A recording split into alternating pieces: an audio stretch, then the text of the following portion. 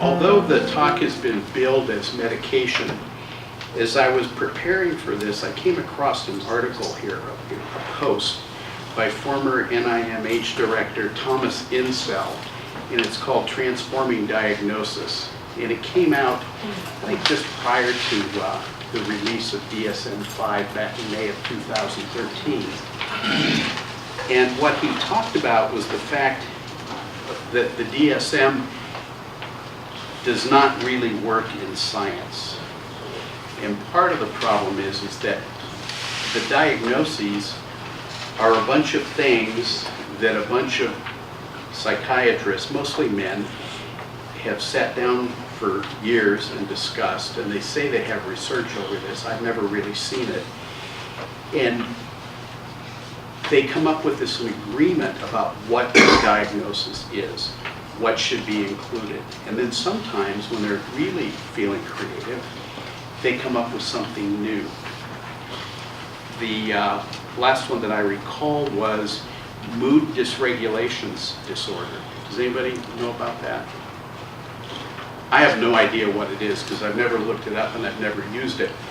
But it was a diagnosis that they created so that children and adolescents wouldn't be misdiagnosed or diagnosed with bipolar disorder.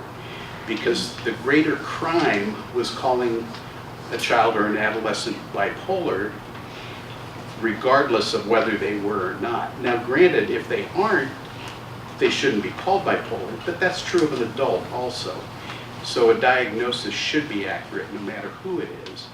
I'll be talking about pharmacogenetic testing in a little bit. And the company that does that, or one of the companies that does that, the one that NAMI is going to use and the one that I use in my private practice and at Lifeline is called GeneSight. They almost had one for bipolar disorder. It was supposed to be announced this year, and I understand it isn't going to happen now. So I guess their data wasn't as good as they thought it was. In any case, they are moving in that direction. But that isn't going to happen because of DSM-5 or the next DSM. It's because of scientific or basic scientific solid research and somebody looking at DNA and genes and so on. Yeah. Can you tell me in like a sentence what is DSM-5? Is it a drug? Is it a diagnosis? Oh no, it's the Diagnostic and Statistical Manual of the American Psychiatric Association. So if you want to call somebody something, make a diagnosis, that's where you go for the final word. But the real scientists are saying that's not good enough for them, and it isn't. We don't know if the physiology of a person is the same from one person with bipolar disorder to the next. We really don't know anything other than what we observe and what they tell us. And the diagnosis for men usually isn't accurate unless you talk to their wife. So, and I'll explain that later. What does it matter to you? You're a clinician, you're supposed to be treating people. They come in, you figure out what their diagnosis is, and you give them medication for it. If you're a therapist, you do something else, and that's supposed to help too. And I think therapy is very important. I'm just not a great therapist, so I don't get involved with it. But when you diagnose somebody with bipolar disorder and you give them medication, you don't know how that medication is going to work once it's inside their body. We know that the medications are very potent and they have significant effect on people's brains. We know that that mechanism is through our nervous system, neurons, synapses, neurotransmitters. But those are not the kinds of things that you can measure in people. You can't do a serotonin level, you can't do a dopamine level, you can't do a norepinephrine level.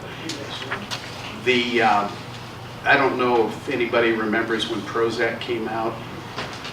If you went into a physician's office, and mostly in primary care, the company Eli Lilly had given the providers these little things that sat on the desktop or on a table in the waiting room, and it was like a flip chart, and it had cube diagram of synapses and serotonin going across and that whole thing. So people that would come in to see me, and probably a lot of other providers, would say, I'm low on serotonin. And I'd ask them how they knew that, and they said, well, I'm depressed and I saw that little thing, and you know, that's why I'm depressed, and so I must be low on serotonin. Well, how do you know you're not low on norepinephrine? Well, I don't, but Prozac, and, you know, that doesn't mean anything, because when they took people, this is back when we were still using tricyclic antidepressants, they took people and they randomized them to one group that got a drug that was serotonergic, meaning it blocked the uptake of serotonin. The other group got a drug that was noradrenergic, which means that it blocked the uptake of norepinephrine. And then they measured the results. Anybody have any idea what the results were? Inconclusive. Yeah, the same rate, the same people got better at the same rate with either one. That's true of almost any of the classes of medications. It's true of antidepressants today. It's also true of antipsychotics. So why are they making so many new drugs? One, they want to find something that works faster, which I don't think they've found yet particularly. You know, I have people that will come in and say within the first, you know, Prozac first dose and they were feeling wonderful. Well, they probably didn't have a major depression anyway, and it might have been placebo effect. Ward and Vince Loudon, eventually they started advertising on TV. Can't think of the name of the place, but they do drug studies. That's basically what they do. So I was seeing patients for Ward, and he said, would you like to be in a drug study? And I said, yeah, sure, why not? Turns out it was for Xanax. This was years ago. And I don't know, I think it was 6 weeks, maybe 8 weeks. You take the medication, you don't know what you're getting. It could be medication, could be placebo. It's double blind, so you have no idea. You come in every week and they do talk with you and do some scales. And the difference with Ward and Vince was that they actually talked with you. It was kind of like a therapy session. Then when you finish the study, they can break the code on the medication or whatever you're taking and find out which it was. Well, I got better on placebo. So I know it happens. And if you have the option when you go to the drugstore of even a generic or placebo, placebo's cheaper. Ask for it by name. So the dilemma for me as a provider is that I look at if a person comes in to see me and they have information, any history, I look at that. Usually it's not helpful. I interview them. If there's a family member involved, I'll try to interview the family member. Particularly if it's a man, it's really helpful to have their wife or someone, you know, their partner there. Particularly when, if I think a diagnosis of bipolar 2, where you can have you have to have major depression, at least one episode, but you also have to have at least one episode lifetime of hypomania. Does everybody know what hypomania is? After reading about it, would you like to have it? You wouldn't. Oh, some say no, some say yes. I'd like to have it. Okay. It would be having more energy, needing to sleep less. I can waste an entire weekend in bed, feeling more motivated, wanting to do more things, maybe doing more things. The problem is if it doesn't last long enough, you can start a lot of stuff and not finish it.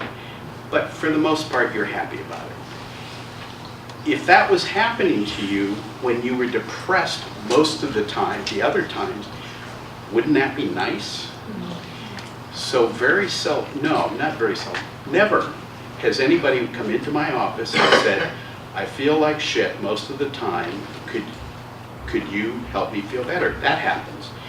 No one has ever come in and said, I feel better than usual. Usually I feel like shit. Could you give me something to make me feel worse again?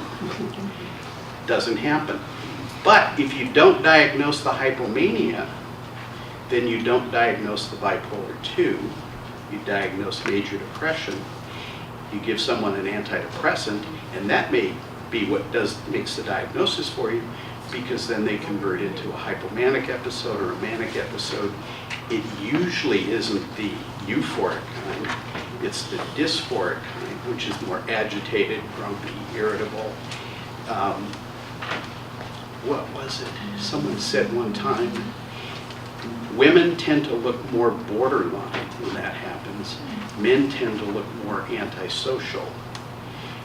As my evil twin said, and I do have an evil twin, it's called the instant asshole syndrome. That's for men. Just add alcohol. So when you know of somebody who goes into a bar every weekend, has a few drinks, gets in a fight or starts throwing chairs, they end up in jail, and then Monday they go back to work, think bipolar. A lot of women that are called borderline personality disorder. There aren't as many men diagnosed with that, so women get the unfair rap on this. They have bipolar disorder, but they get diagnosed borderline because A, their therapist doesn't like them, B, they don't get better, C, they don't do what they're supposed to do, which is whatever the therapist tells them, which actually comes before they don't get better. So it's more of a pejorative thing than it is a diagnostic thing. There is no science behind a personality disorder diagnosis. It's based on history. It's based on nurture, nature, your environment, all of those things. There's nothing scientific about that. Well, there's not a lot scientific about a lot of the diagnoses, but even less about personality disorders. So if someone comes in, and I work at a mental health center, and I work on a PAC team. I don't know if people know what that is. I won't bore you with that one. But I see a lot of people who have a history of drug use. And if there's any psychosis, but periods of time when they seem fine, there may be depression that goes along with it, or there may be bipolar symptoms that go along with it. They're called schizoaffective. They came out with a newer diagnosis or a description of that with DSM-5, but before that, a colleague of mine up in Seattle, psychiatrist, very excellent psychiatrist, he used to talk about schizoaffective as the wastebasket between schizophrenia and bipolar disorder. And he contended that most of the people diagnosed with schizoaffective disorder had bipolar mania with psychotic features. And the test for that was, do the psychotic features go away? And when they go away, what's the person like? And when they go away, if the person seems perfectly okay to everybody, that's not schizoaffective disorder. The problem is, what is schizoaffective disorder? And there's a handout, I don't know if anybody picked this up. I got a kick out of this because they were talking about diagnosis. Oh, here it says, men with schizoaffective disorder tend to exhibit antisocial personality traits. Well, we do anyway, but. So when they're talking about diagnosis, they talk about lab work, they talk about an MRI. There's nothing that you will find in an MRI that should lead one to believe that the person is suffering from schizoaffective disorder. There's nothing behind it in terms of real science. It's all based on observation and history. My point about men getting a history from them, they'll come in and they'll tell you there's nothing wrong when you ask them about anything that would lead towards a diagnosis of mania or hypomania. And their wife will sit there and say, well, do you remember the time? No, that never happened. I think it probably did.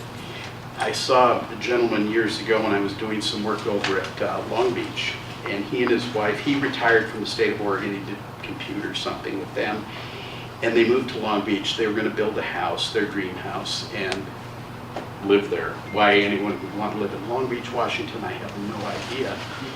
But he started getting really interested in building this house, and so he would stay up at night, and they had some plans drawn up, I think by a professional, and he would start monkeying around with the plans, changing this, changing that. And this went on for a while. And finally, he decided he was going to get licensed as a general contractor and build the house. This guy knew nothing about home repair, let alone home building. And he started staying up later at night. He came to see me. He was on 75 milligrams of Trilofan. Trilofon's an old tricyclic. And I had some concerns about him just from what he was telling me. This thing about working on the house plans, changing things, build the house. And I thought, okay. Firefighters, the men, do a lot of that because they have a lot of time off. So a lot of them are in the construction trades. Computer guys retired from the state of Oregon, not so much. So one day, he was supposed to see me like at 5 o'clock, and I went looking for him. I couldn't find him in the waiting room, but I heard a lot of yelling from in the back. And I went back there. He's sitting in a chair. One of the clinicians is sitting there with him, or actually standing there with them, and so is a Long Beach police officer. And he was yelling, screaming. The police officer was a female, tiny little blonde. I thought, I hope this guy doesn't get ugly, but she could handle herself. He's calling her every ugly name in the book, and this guy he wasn't that way. The one thing he said during that whole thing that was true, he was talking about I think it was his grandparents, and said something about them owning Upjohn Pharmaceuticals. They actually did own Upjohn Pharmaceuticals. The rest of everything he said was bullshit, but he was right about his grandparents. He went into a manic episode and ended up, they had to drive him. In Long Beach, there is no hospital. They have a 14-bed first aid station in Ilwaco. There is no ENT, which is where someone would be held for a detention and commitment. So they have to call around. They found a bed up in South Seattle. There is no freeway from Long Beach to Seattle. So they take him to the first aid station. First we had to stuff him in the back of the police car. That was a battle. They take him to the hospital. The hospital gives him 15 milligrams of IM, injection of Haldol, which is a lot. They had to give him another 15 to get him into the ambulance, which has a bigger opening than a police car does. And then they apparently gave him another 15 milligrams on the way up there. And I'm guessing because he tried to hijack the ambulance, the mental health professional who detained him had to drive up to South Seattle in the morning for the hearing. They did it the next day. The guy was fine. He was back to normal. They did the hearing, he was released, and Kevin drove him back to Long Beach. So then he comes in with his wife after that, and she starts telling me stuff. He was having a manic episode, or starting a manic episode, weeks before he lost it at the clinic. His daughter, who happened to be in the research department at Pfizer, had told him months before that he probably had bipolar disorder. And the wife thought he probably had bipolar disorder. But he didn't bring them in. I didn't ask him, can I call your family? Because that usually upsets somebody. You think I'm lying? Yeah, no, I'm not lying. You just don't know what the hell's going on. So after 30-some years on Trilofan, he finally had a manic episode. And then I took him off the Trilofan. But he fought that. He didn't want to come off because it didn't work for so long. I said, and then it stopped working and you ended up in the hospital. So no more. But that's the problem with diagnosis. People come in and they say, I'm depressed. And this happens in primary care. When you only spend 15 minutes with somebody, they're depressed, and you give them an antidepressant and they walk out. I see people that have been on 5 or 6 antidepressants. Some of them work for a while and then they stop. Some of them don't work at all. Some of them make them crazy. That's their description, not mine. And I've had people tell me within a couple of days they were suicidal, which is what they talk about. It's called the black box warning. Does everybody know what a PDR is? At the beginning of each package insert, which is what the PDR is, it's just all package inserts from all the drugs, there's a black box, and in there it talks about the risk of suicidal ideation. and suicide in adolescents, adults, children, adolescents, and adults. So there's that risk, and if you don't find out what is going on, if you don't get a correct diagnosis, then you don't get correct treatment. There was a time when there were no treatments for bipolar depression. We only had antidepressants. After all these years of treating bipolar depression, we have 3 of the atypical antipsychotics. 4 will probably be, by next year, we'll have a 4th one. The rest of them do not treat bipolar depression. One of the 3 is a combination of Zyprexa and Prozac. The reason that drug came about was because the company that made Zyprexa, when they were testing it for doing the studies to see if it was effective for bipolar depression, there was data that showed that an antidepressant and an atypical psychotic would likely work for bipolar depression. Now, there wasn't anything scientific about that. It was all anecdotal. It was just what people observed when they were prescribing them.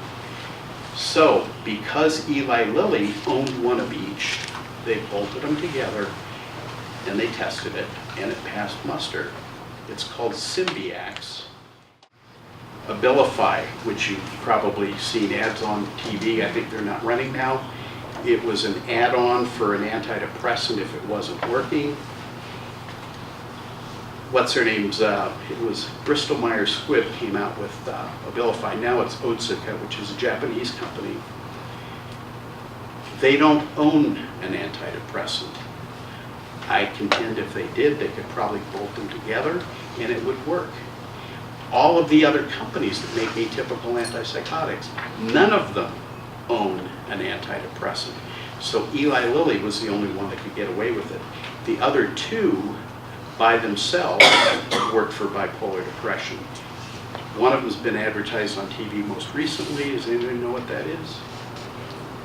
I know you watch TV, so you go ahead and say that one. No?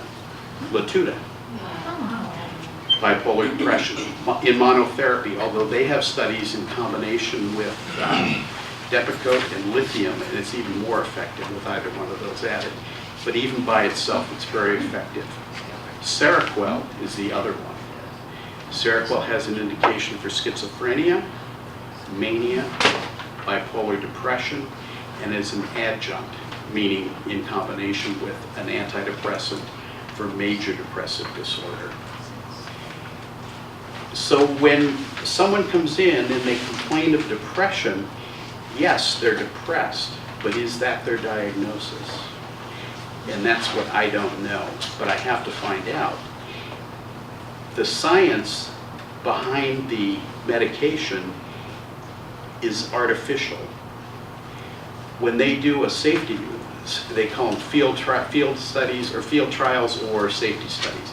In order to get a drug on the market, you have to present 2 safety studies to the FDA showing that the drug is more effective than placebo, which I would assume it would be anyway, and it doesn't kill anybody.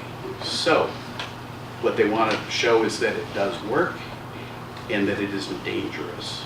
That's why when a drug comes out, the dose compared to what we're using now seems really low. Prozac came out, 20 milligrams was a silver bullet. Now people are on 60 and 80. If you go to Oregon Health Sciences Center, Jim Hansey, who runs the OCD program over there, he's got people on over 200, 300 milligrams of Prozac. It's safe, it doesn't hurt anybody, and it works. 80 milligrams doesn't work. When a drug comes out, all they want to do is show that it's effective and it isn't harmful. After that, we don't care, so then we just crank it up. So the science is you do a study, you want to do antidepressants, so you want people who are depressed, major depression, have a history of it, not only have a history of it, but are depressed at the time. And then there's a bunch of things that they can't have or can't be. You can't be a pregnant female. You can't be an adolescent. You can't have certain conditions, liver problems or heart problems or whatever, because they don't know if it's going to kill your liver or give you a heart attack. So they eliminate all that. So in psychiatry, those of us who are kind of skeptical say they get people in the study who are healthy and probably aren't even depressed. So that way your results are bound to turn out okay. Well, after the drug is out and you know it's going to be better than placebo, but you don't know who it's going to help and who it's going to hurt, because they do hurt some people. People die with their first dose of penicillin. People bleed to death with their first dose of aspirin. We don't know if that's going to happen. When people come in and say, well, what's this going to do to me 20 years from now? Well, when the drug's only been out on the market for 2 years, I don't know. So the science behind it is picking a study group that fits your needs, and then using those folks, giving them medication and measuring their improvement. The fact is, in the real world, I don't see people like that, certainly not at Lifeline Connections, and not even in my private practice. Those people, I don't know if they get treated by their primary care doctor, and that works out fine. I've heard a couple different times the estimate of misdiagnosis of major depression in primary care is 70%, meaning that 70% of the time they're wrong. It's actually bipolar depression. When you say bipolar disorder, people think of someone who's manic. And mania is pretty noticeable. When men start wearing lipstick and painting their hair, that's pretty clear. When they take off unexpectedly or have an affair or go out and buy a Mercedes to drive to church, a big four-wheel drive pickup for the rest of the time, which they won't get dirty, so they never take it off-road, and then they buy a Harley. You might be manic. I had a patient one time when I was working, I say across the street, it's over on Main Street at Lutheran Community Services. When he was in Idaho, he was driving home from work one day. I don't know what he was driving, but he went by this Chevy dealership, saw this beautiful four-wheel drive crew cab pickup, and he had to have it, so he bought it. He stopped and bought it. Well, I should say he stopped and got a loan and took it home. And then on the way from there to his house, he went by some boat dealership, and he saw this nice boat, and he bought the boat. The next morning, he got up, walked outside, and thought, what in the hell did I do? Well, it's real simple. You were having a manic episode. So after that, he got on medication, and he knew that when he started feeling like spending a lot of money, he might be getting ready to have a manic episode. Well, most people who have bipolar 1, which is at least one manic episode lifetime, used to be you had to have one major depressive episode. Now you don't even need that. It can be just one manic episode. People know what that is pretty much. It's not as bad as buying a truck and a boat on the same day, but people generally can identify with that. And most people say, I've never had that. If you ask someone, are there ever times when you spend large amounts of money? Or do you feel like you're on top of the world and you do all these crazy impulsive things? Most people will say no. That's because they've never done it. But if you ask someone, are there times when you feel like you have more energy and you feel like you don't need to sleep as much, and so you don't, and you're not as hungry as you usually are, so you also don't eat, and maybe you engage in activities that normally you wouldn't, or you're more motivated to do things that normally you wouldn't do. Like build a house. Maybe just staying up at night, being on the computer, doing something, and it could be very constructive, but it's different from how you are most of the time. Who's going to complain about that? I wouldn't. Does it happen, and how long does it last, and what happens when it goes away? Do you go back to just your usual, usual would be being depressed, but do you go back to just kind of normal functioning or what? Most people will say, I get depressed. And they're depressed most of the time. That's why that feels good. Nobody complains about it. The problem is if you don't ask the right questions, you don't get the right answers, and you give people the wrong medication. That's the problem. There is no science behind that. It's all in the mind of the provider. So what it is in terms of ADHD is that there's not enough dopaminergic activity in the frontal lobes. That's why you give people stimulants. Ritalin, Adderall, Dexedrine, they all increase dopamine in the frontal lobes. So does methamphetamine. The problem with most methamphetamine is that you don't know who made it, you don't know if they had any quality control, and you don't know what else is in it, which is part of the quality control. Anything made with red lye is probably not something you should be eating, smoking, or snorting. Now lithium batteries are used. I don't know how that works. I don't know if they just soak them to get the lithium out or what they do, but lithium batteries are the thing.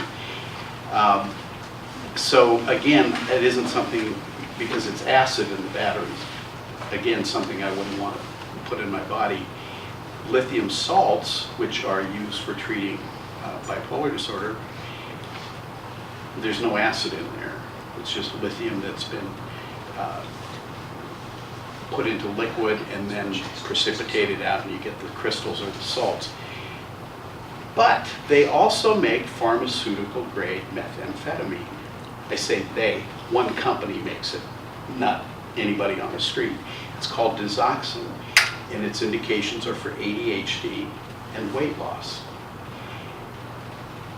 But you need more dopamine, but what happens when you get too much dopamine? What is thought to be the process with schizophrenia? Or what is the offending agent? I just gave you the answer. Dopamine, too much dopamine. The antipsychotics are supposed to decrease the dopamine. When the dopamine starts to go below whatever is normal, and we don't know what a normal is, it might be one thing, it probably is one thing for you, maybe something different for you, and maybe something entirely different for you. But when dopamine gets too low, you start having movement problems or the inability to move, and you get what? Parkinson's. And when you have Parkinson's, they give you medications to increase the dopamine.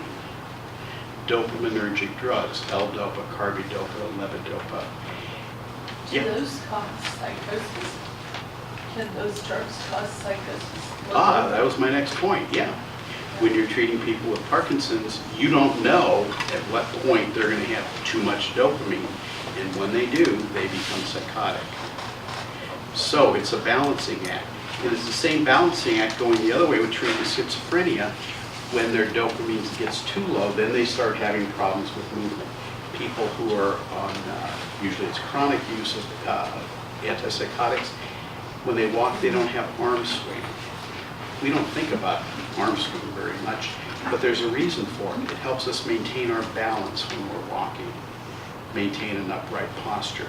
Try walking with your arms at your side and see if that feels comfortable.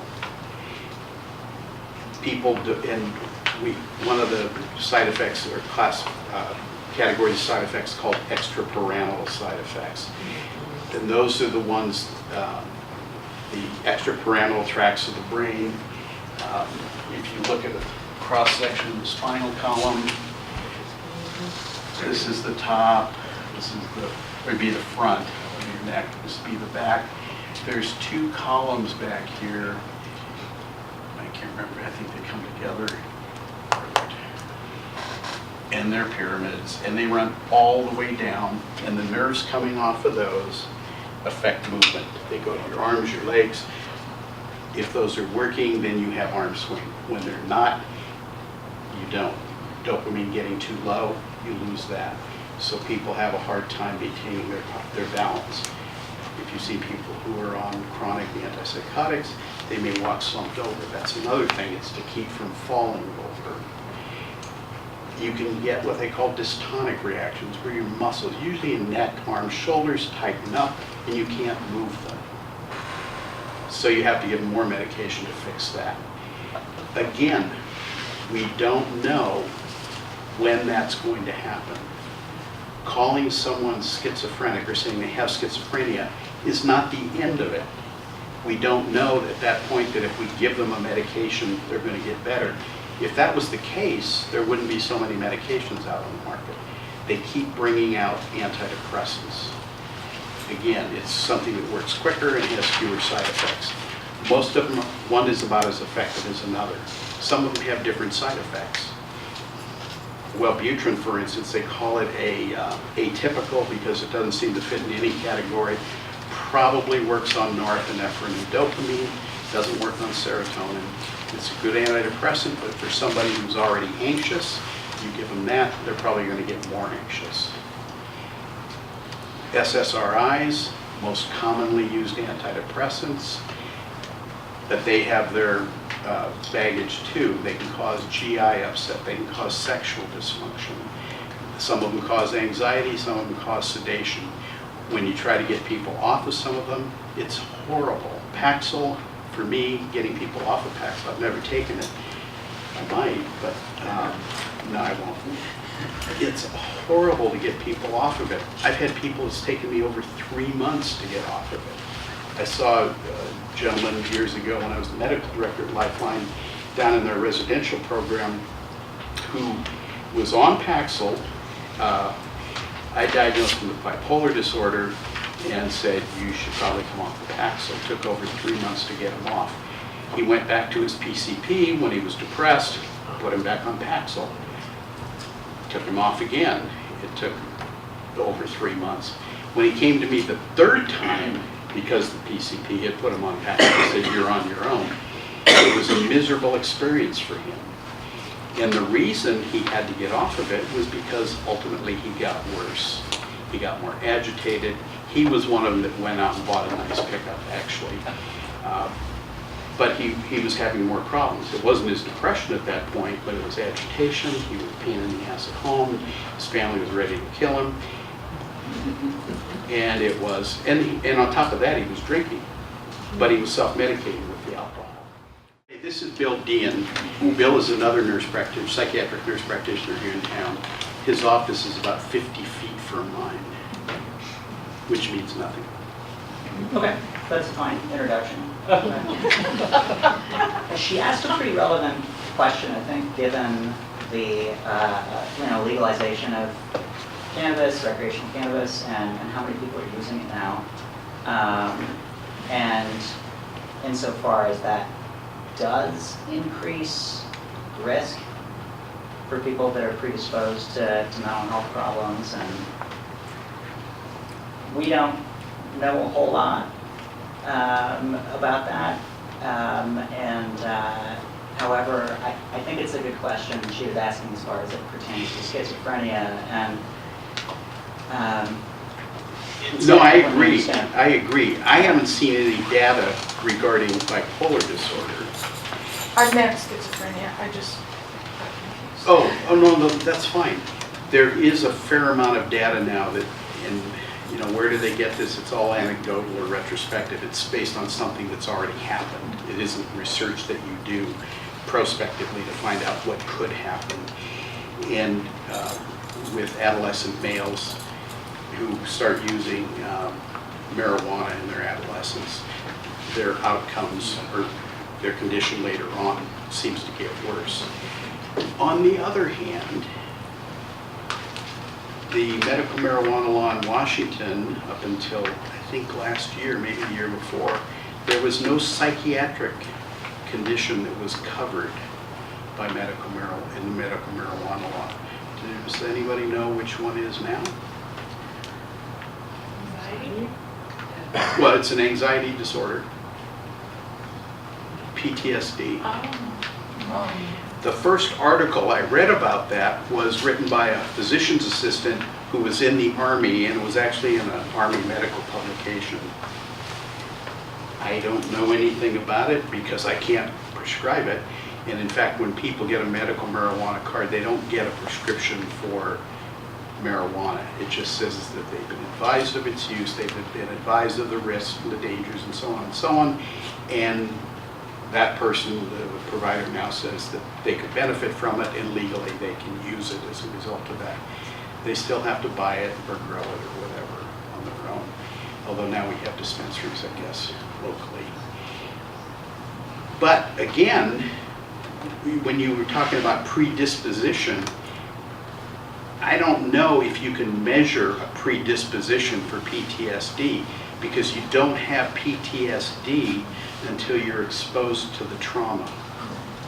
Whereas schizophrenia, it just happens or manifests. The young person that my team worked with, who was diagnosed with schizophrenia, his grandmother and some other like aunt or uncle had schizophrenia. They have genetic markers, so I guess that means it has to run in, well, it doesn't necessarily mean it has to run in families, but they say it does. I just don't see it as much as I do with bipolar disorder, but a lot of the people that I see with schizophrenia don't have intact families. They're psychotic, they can't give you a history, so I don't know what was going on with their families. They say that another piece of data is that adolescents who have, or some with a diagnosis of major depression, if it started in adolescence, there's a greater likelihood of them having bipolar disorder. And the younger you are and have your first episode, the greater the risk is of having bipolar disorder. I can remember when I started, I've been a nurse practitioner now for 35 years. I've been in the mental health field for over 40 years. Ooh. I guess that makes me kind of old. But when I started, adolescents didn't have bipolar disorder. I'm not sure exactly when it was okay for them to have it, but I worked in an adolescent program and I saw adolescents that looked like they had bipolar disorder. It wasn't that. That's what the psychiatrist would say, it wasn't that. Then I heard a guy, a psychiatrist from Chicago, his name was Derek Miller. I don't know what happened to him. I bought his book and I can't find it. I thought, I'll try reading it again because I didn't understand it the first time. I don't know why I think I could now, I'm older. And more stuff going wrong up here. He talked about infants with bipolar disorder. And I didn't bring that up at work because I figured I'd get the same result as I did when I mentioned adolescents with bipolar disorder.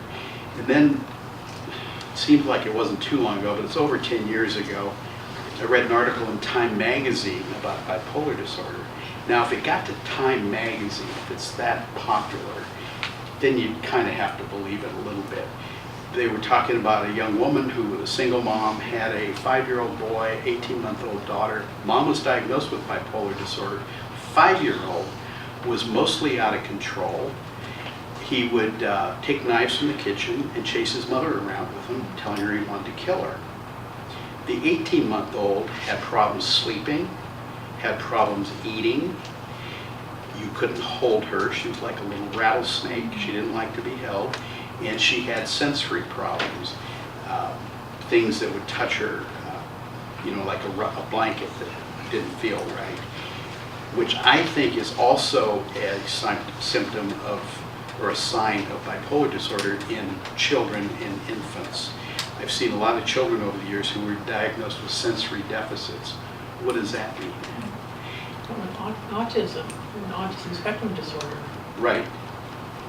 I mean, when they're young, how can you tell between bipolar and autism spectrum disorder? It's difficult at best. That's why I don't see infants. You don't know.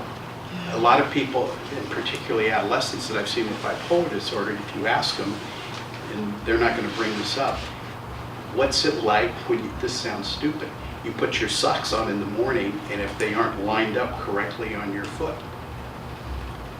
Has that ever happened to you? Any of you? Yeah, What do you do? I don't like it. Yeah, but what do you do? Fix it. Yeah, you just fix it. People or children with bipolar disorder tend to let it ruin their whole day. Genetic testing, which mental disorders is it effective to do that, and do you recommend it? Do you find it helpful? Yeah, that was the thing I was supposed to cover. Peggy made me promise to do it. Did anybody pick up one of these out there? This is the genetic testing from a company called GeneSight. NAMI is going to be, in their behavioral health program, they're going to start doing these. There's no contraindication for any disorder. These have nothing to do with diagnosis. It's predictive, but it's based on research. The company has actually researched the gene pairs in here. I don't know, the last time I heard it was 150 something. Is that about right? These guys have the most extensive test on the market right now. Are you, No, I was talking to Dr. Science back there. Oh, yeah. First off, I do just want to say, I'm sorry I didn't catch your name. I didn't hear everything that you said, but most of what I heard was totally accurate. To address that question about the genetic testing.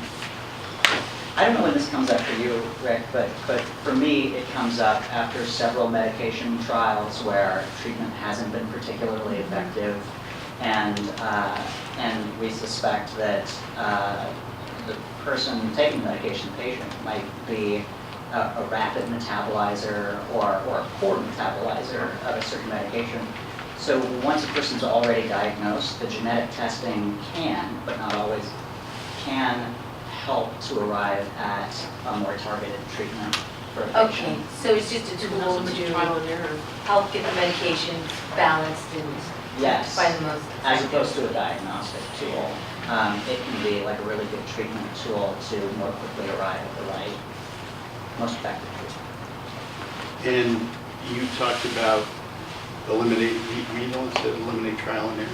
Yeah. Yeah, that's one of the big things about it.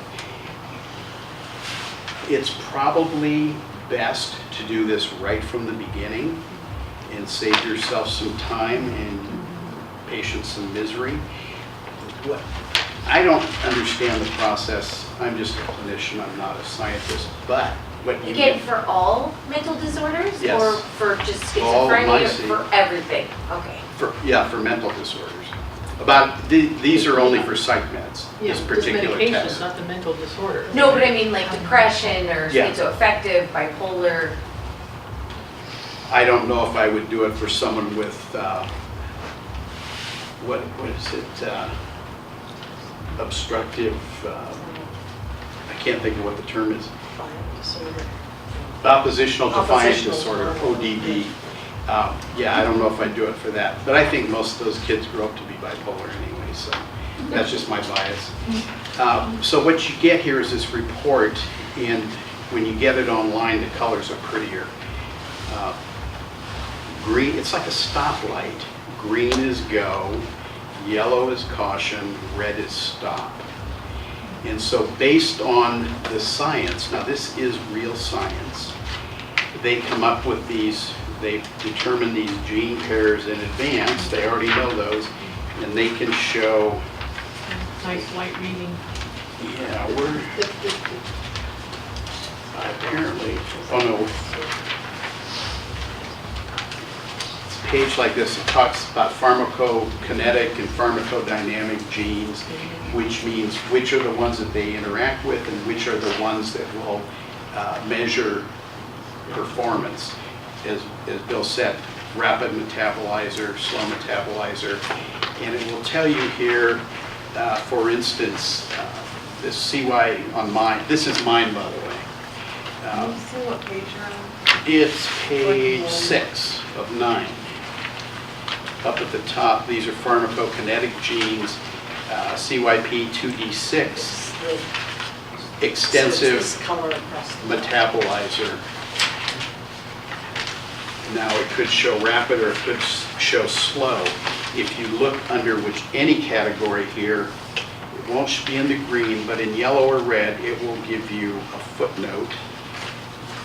Under, what is this here? Oh, for ADHD, this is all of the meds for that. They're not all stimulants. Clonidine is one of them, and it's clonidine for blood pressure. They also give it to hyperactive kids for sleep, or they used to. But it has a 4 after. If you look down here, Under clinical considerations, ADR A2A genotype suggests a reduced response to this medication. So you know if you're going to give that to someone with this abnormality, it's likely not to be real effective. So anything here in the green should be tried first. Anything in red should be avoided, although I have a former colleague who's kind of a naysayer about most things, who would say, well, yeah, I had somebody on this, it's in the red, and I tried them on everything else, and then that didn't work, so I had to back up on the red. She's also the one that gets most requests for prior authorizations from companies where the drug's already covered and so on. So I think she's got this dark cloud that travels with her. Just my opinion, not professional either. So to have this in the beginning, I would know that there's certain medications where there is some likelihood it might be problematic. Now, I saw a woman today, I did one on her. She's got all the antidepressants except for 5 of them are in the yellow. There might be 1 in red. There's only 5 in the green. One of them's Wellbutrin. She has a problem with anxiety already, and she's 83, so giving her that probably wouldn't be a great idea. And the others are all new ones, or relatively new. Pristique, which is the oldest of the 4. Trintellix, which you probably see advertised on TV. This one hasn't been advertised yet. They probably won't because the name is so stupid. Fetsima, which sounds like something out of 1001 Arabian Nights. I don't know who ever thought that was a good idea. And then the last one is Vibrant. Those are all what they call patent drugs. They're still on patent. There's no generics, and they're expensive. I think Vibrant's probably the cheapest of the 4. They're all good medications. She's on Lexapro. I had her on Cymbalta, and it worked fine for several years. And then she found out she had to have an MRI and a CT scan because she's got a hemangioma on her liver, and she crashed at that point. Yes, sir. Sorry. One of the most useful things about that test, which the crowd might be interested, in learning about, is not even drug related. It's the MTHFR variation. That might be worth bringing up because that's pretty interesting. Insofar as that making a big difference for a lot of people, and it's not a drug, but it can be really helpful. Yes. DHR? Yeah. DHR. Well, It's a genetic mutation. I can tell you what it sounds like, but it's kind of obscene. Your mind always goes there. It's a decent acronym for something you don't mention in polite company. It's methylfolate something, Uh-huh. but it's a condition that in order for someone to have it, both of their parents have to have it. So it's a dominant gene.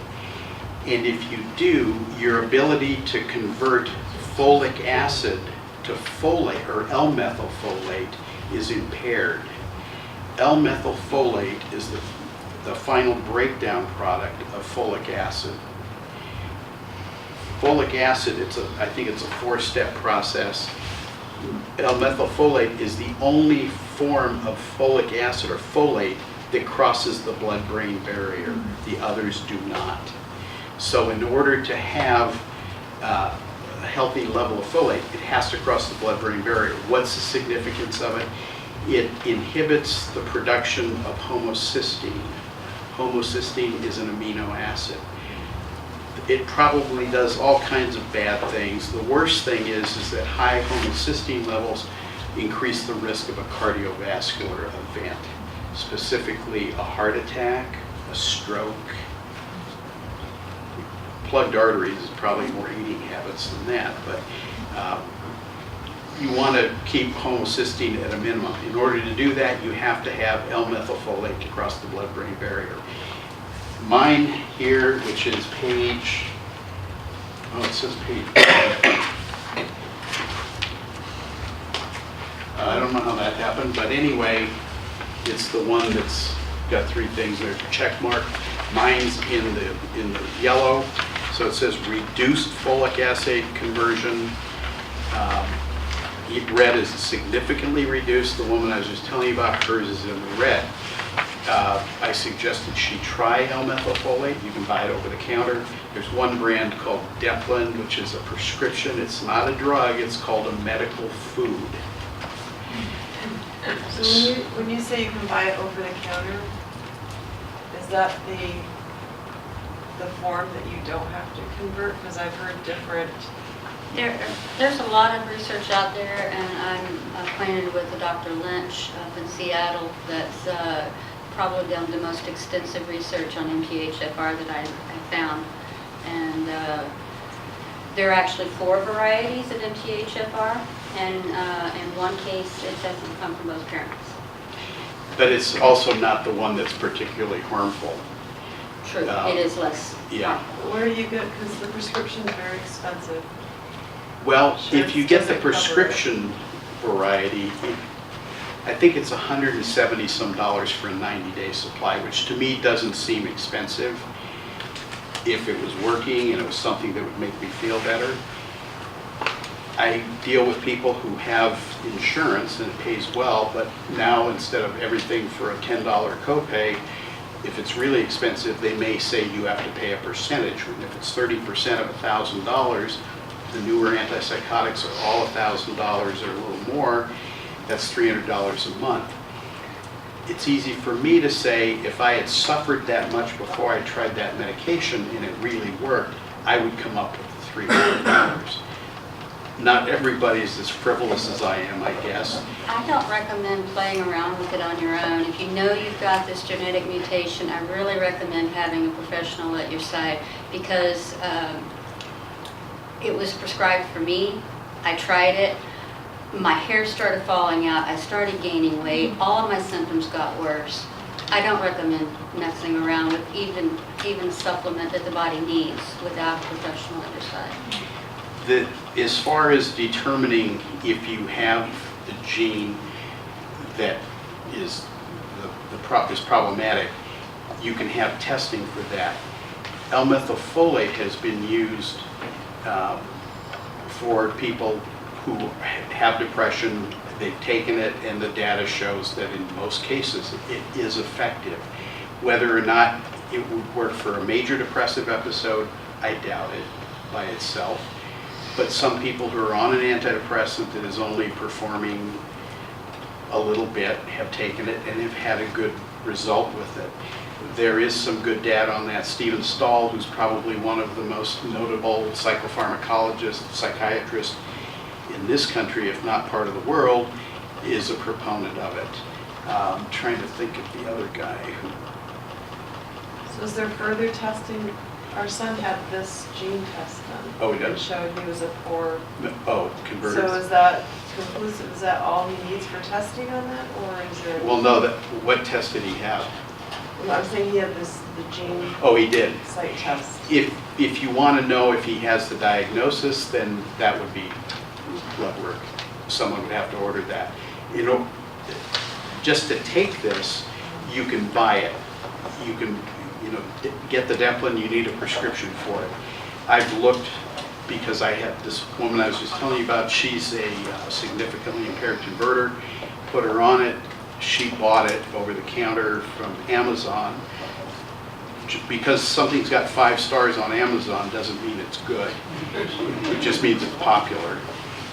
She has interstitial cystitis. She can't take any B vitamins. This is B9. And so she had problems with it. She can't take it. As far as her folate problem, I don't know what else to do with that. She's going to have to see her primary care provider for that one. But I gave it to her because of the result here, and also because she's very depressed, thinking it might help. There's brands, the brand that I've started recommending, and I just bought it, even for patients who want it. It's also very reasonably priced. It's from, yeah, I can't either. It's a place in Oregon, actually, but the data I read on their stuff, it sounds very good. It's not a medical food, so you don't need a prescription for it. and it's the only one I've seen that comes in 2.5 milligram, 5 milligrams, 7.5, 10, and 15. Most of them are 7.5 and 15, some of them have 10. So theirs is the 15 milligram, a 30-day supply of the 30 is $30. A 90-day supply is $75. Deplin, it was 170 something for a 90-day supply. Buying it from they have a pharmacy or something that sells it to you. If you can get someone to sell this stuff to you wholesale, it's $20, so $10, a third off, and a 90-day supply is $50. So that's the one I would recommend. Most of the providers, prescribers that I know recommend it. There's always going to be an adverse reaction to something. Like I say, the people who took their first aspirin and blood and there's no way to know if that's going to happen. If it happens to you, that's 100%. Yeah. MTHFR, or the, No, the one that you're referring to, what was it called? L-methylfolate. Not the Deplin, but the other one that you said was at another place in Oregon. L-methylfolate. And that's, Deplin's a brand name. L-methylfolate is what it is. It's vitamin B9. I have the name of the company. Rick sent me the name of the I've company. got the Deplin, I got it at home. At Deplin with a prescription though. Yeah. $107. For what, 30 days? 90. 90, okay. Well, that's cheaper than they sell it for then. Injectables. It seems like one of the hardest things to do with somebody with schizophrenia or who's schizoaffective is getting the particular medications. My understanding is that they're only available for antipsychotics right now and for 30 days. Are they going to be available for antidepressants? And are they going to be available in more of like a slow release that will last like a year? Are they coming out with anything like that? I'm not aware of a year. There's a handout in here with the list of the atypical or the injectables. Injectables are not new. Prolixin or fluphenazine's been around for a long time. I remember I used to have to give it at Elahan back in the 80s. It's the medication. That one was suspended in sesame oil. It was good for 2 to 4 weeks. Haldol was the next one that came out with a long-acting. They're called decanoates. I don't know what that was suspended in. I never used it. Then risperidone or Risperdal came out with one called Consta. It's every 2 weeks. That's made by Janssen Pharmaceuticals. They own Johnson & Johnson. Then they came out with one called Sustena, Invega Sustena. It's 1 month. And then, I think it was the year before last, they came out with one called Trinza, which is every 3 months. So the longest is 90 days Yes. and only antipsychotics. Yes. So I what about don't- something like Norplant though, where it's, 7 years and it's this slow release? They're not. Norplant is 7 years. Oh, yeah. Are they going to come out with something? Because again, it seems like with schizophrenia, the toughest thing is just getting somebody to take their meds. So you're unaware of anything they're working on, like a Norplant, like a slow release? For an really long-term? antidepressant, I doubt it. Really? Yeah, I don't think there's a market for it.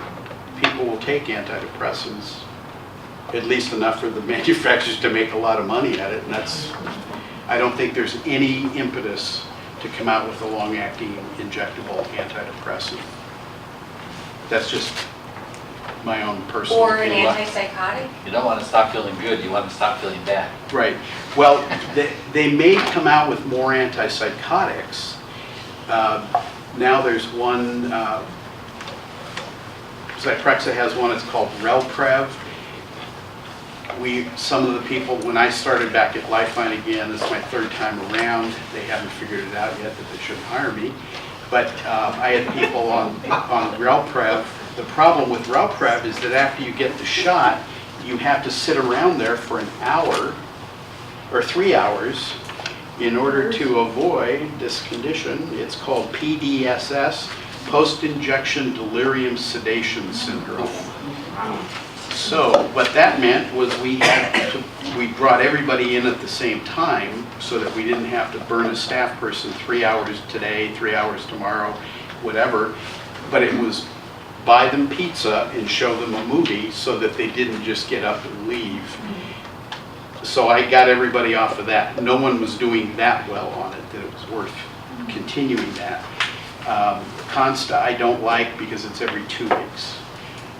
I use the Sustenna. It's the only one that has an indication for schizoaffective disorder and schizophrenia. Their Trinza is only for schizophrenia. Abilify has one. It's called Maintenna. It's a month for schizophrenia. Then they, Alkermes came out with one called Aristada. It's every 4 weeks, but their data shows that if you go 6 weeks, you don't lose a whole lot, and when you give the person the injection, they recover. Well, it isn't even recovered. There hasn't been that much loss by going 6 weeks. And that's the advantage of it, according to them, is that if someone doesn't show up for a couple weeks, you can go out and grab them, bring them in, give them their shot, and everything's okay. They just came out with a, let's see, theirs comes in 442, 662, and 882 milligrams. They just came out with one, I think it's 1064, and it's every 2 months. So part of it is, you know, having some experience with them and deciding which one has worked the best. If there's one that doesn't seem to work well, at least in your experience, and obviously you don't use it. That's true of any medication. And for me, and Bill can chime in on this one, when a new medication comes out, if it works well, I keep using it, and then over time, it doesn't seem to work so well. That's a statistical phenomenon, though.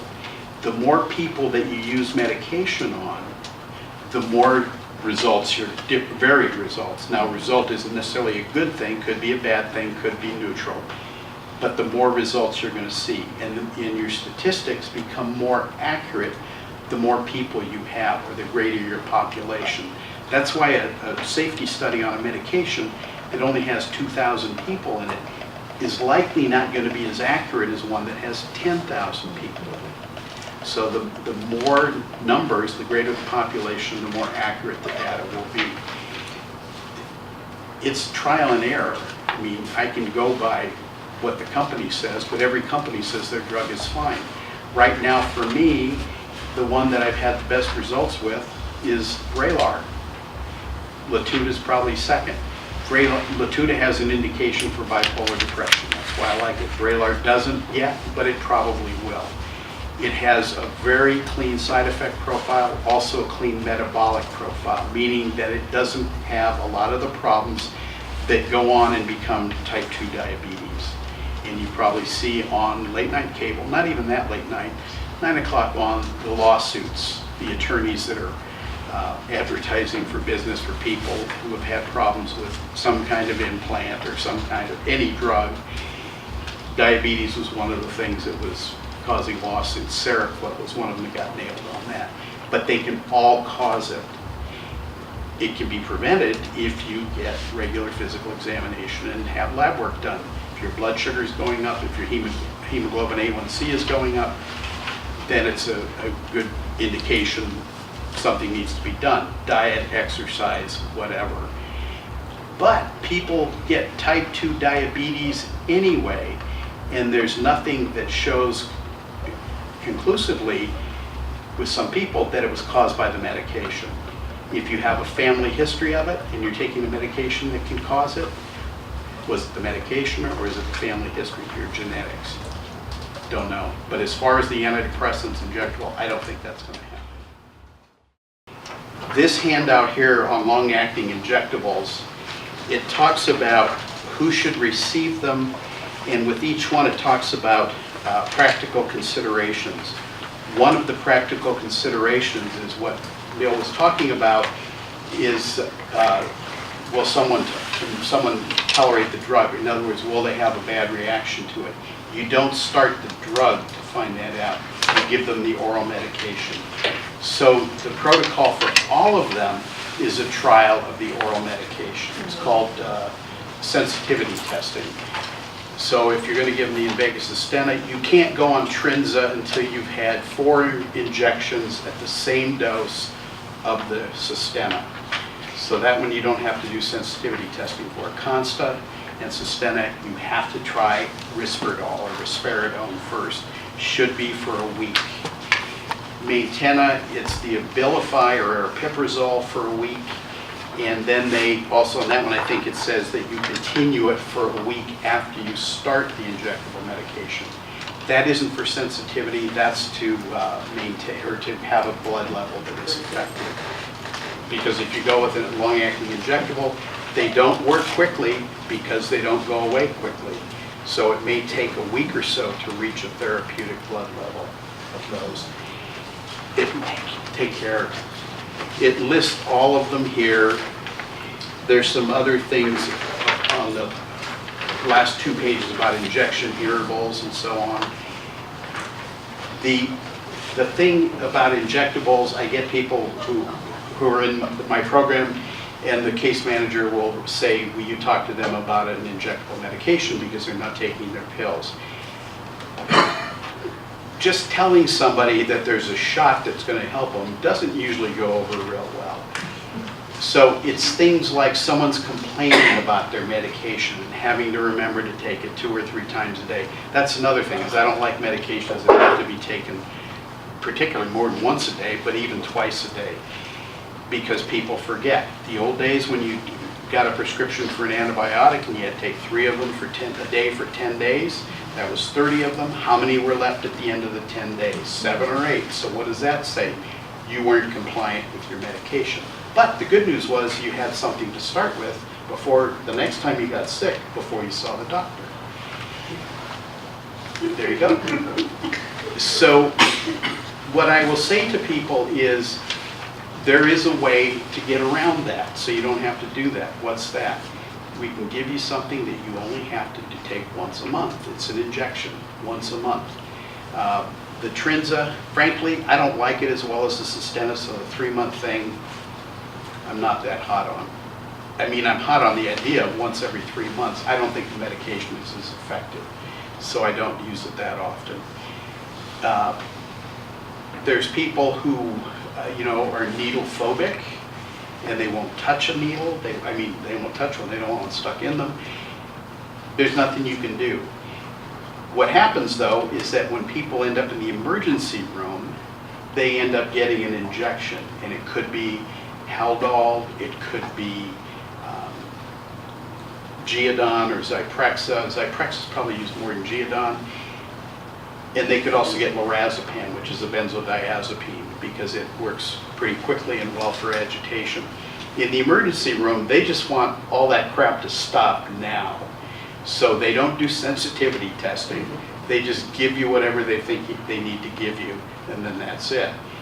Some people will come out of that and say, well, they gave me an injection of something and I felt really good after that. Well, it's probably lorazepam, and I'm not going to be giving people injections of that. But there is something else that may do the same thing for you. When people say to me, is this going to help? I don't know. I don't know. What's it going to do? I don't know. Is it going to harm me? I don't know. There is a risk with everything. There is a risk with getting out of bed tomorrow and going to work. So I don't know what that risk is. I can talk about approximate percentages of things.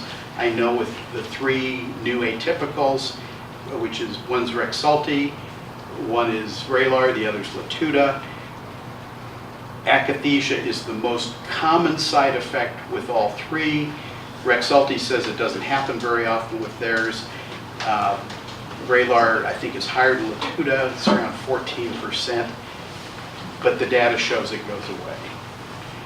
All of the atypicals can cause, except for one, can cause increased prolactin levels. It's fine if you're a female and you're pregnant for your prolactin to go up. It's not so good if you're an adolescent male, because they don't like growing breasts and lactating.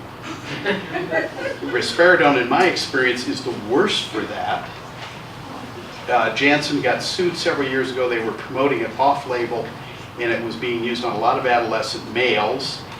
And that's what happened, and first of all, they were violating the law by doing it off-label, which means if it doesn't have an FDA indication for it, you can't promote it for something else.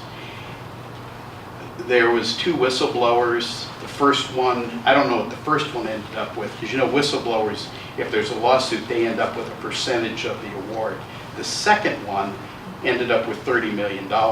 So you can imagine what the total award for damages was on that. Do I know which ones it's going to happen with? The only one I know that it won't happen with is Vraylar. All of their data shows that it decreases. Does that mean it'll never happen? Probably not. Probably doesn't mean that at all. It could happen. So if you look at things statistically, you've got this bell curve, everything inside this big bell, there's a risk involved. You get out on the ends, it's 2.5%. Those are the outliers. Those are the people who either have all the wonderful things from it or all the terrible things from it. We all hope we're on the right side of the bell curve in the 2.5%, but that isn't going to happen all the time. Just quickly here on the long-acting injectables, there's a form of naltrexone. Naltrexone is used for treating, it doesn't treat, it decreases craving for alcohol. It's a fairly common treatment these days. Antabuse was an old one. I don't see it much anymore. If I see it, it's usually court-ordered. I don't like Antabuse. If you drink on it, you can die. With naltrexone, you just get sick. They have an injectable form of naltrexone. It's called Vivitrol. There's booklets on it, brochures out here. It's for a month. It's also used for opiate cravings. Not withdrawal, but cravings. There's an oral opiate substitute, not methadone, but Suboxone, which is basically an opiate. There's some difference in terms of its chemical structure and how it reacts or how it works in the body, but it's still an opiate. I like the Vivitrol. People can't monkey with it. They can't convert it. Suboxone, I've had people take it out, sell it, and buy heroin with it. There's just, I just don't care for it as much. But it works. It has a purpose. There's more people that do well with it and don't have problems with it. I just don't get to see those people. So, yes. Do you ever, are the injectables ever used for bipolar diagnosis with psychotic symptoms? They can be. They're not indicated for bipolar disorder. Although they are indicated for mania. I mean, if the oral is the injectable, so I take that back. Yeah, they can be used. I've used the Sustenna mostly. Maintenna, which is Abilify, and this sounds terrible, I don't like the rep. She drives me crazy. She is one of the most annoying people that I have to deal with in my work. So I haven't used it. That's a terrible reason, but I've not even tried it. When she doesn't come in anymore, I won't see her. I'll see any rep except for her. So I don't know about the Maintenna. Risperidone and Risperdal is indicated for bipolar mania, so the injectables are also. Although the Trinz is only indicated for schizophrenia. That only means that they haven't tested it for the bipolar. They go for the easy ones first because they want to get it on the market. They know people will use it off-label, but then they go back and get the indications.